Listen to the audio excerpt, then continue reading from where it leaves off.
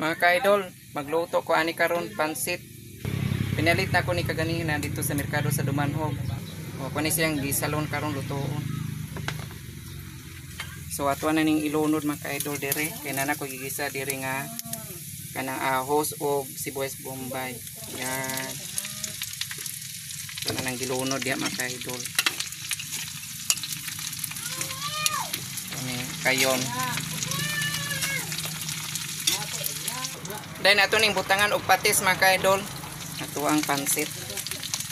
Fresh making ni siya mga ka-idol. Oh. Ning butangan patis. So ning butangan patis. Patis mga ka-idol.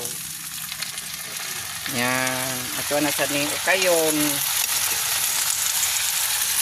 Kayon nato para ma-mix ang mga ingredients.